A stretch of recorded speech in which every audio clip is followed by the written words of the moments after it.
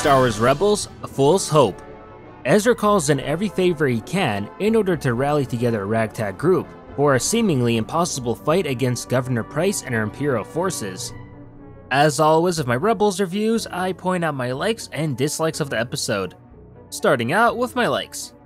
Number 1. Amazing Imperial assault on the Lothal Rebel base, which even sees Ezra actually, did I see, slicing through stormtroopers?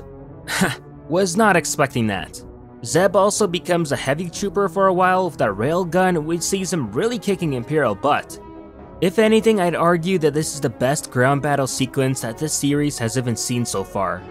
Nothing but a fun, enjoyable, action-packed battle between Rebels and Imperials. Number 2. Then you got the Loft Wolves actually doing something, which I know I complained about feeling indifferent about them before, but hot damn. When they actually fight, they fight.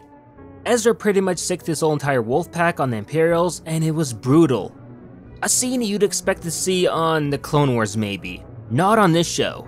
All that was honestly missing was ripped limbs here and there and stormtrooper body parts flying around on the screen. Absolute carnage. Also, Gregor's comment to Wolf about getting his wolf pack back was a brilliant throwback. Gotta love those much appreciated nods to Clone Wars by Filoni here and there. Number 3.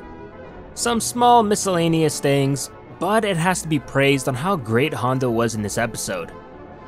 It's been a while since we've seen him, and I forgot just how much his scumbag humor actually works on this show. It really made me realize that we just didn't get enough Hondo in this season, which is both, a good and bad thing. Now for my dislikes. Number 1.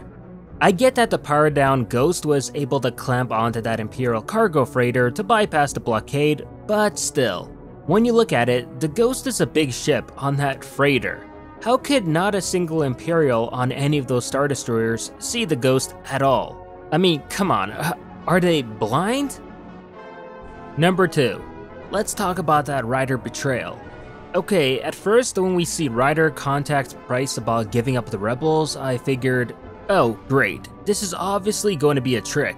No way would he betray Ezra and everyone else.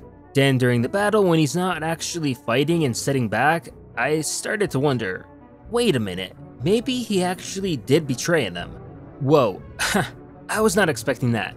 Now that is a twist, I'll give him that. Because I expected him to be lying about it the whole time, as it then looks like he really is a rat, and then, oh wait, never mind. The whole thing was a trick after all. Ah, okay.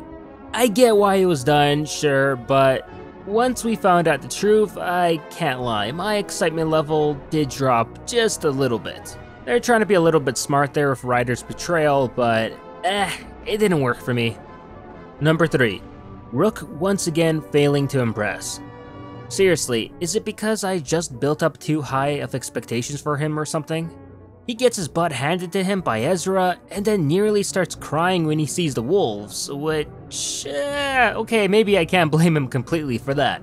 So wait, did he die in this episode or what? I don't think there was any confirmation about that other than him getting flung off the screen. But if he did die, then I ain't complaining.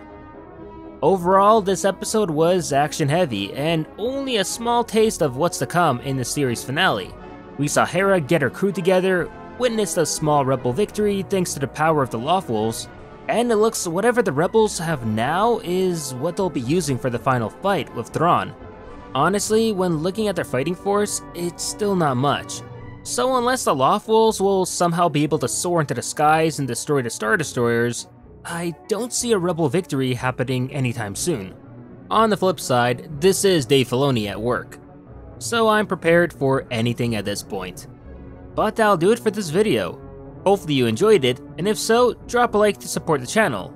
Also, if you're looking for more Star Wars content, I'd recommend subscribing and hitting that bell notification so you can be notified whenever a new video is posted. As always, I'll see you on the next one.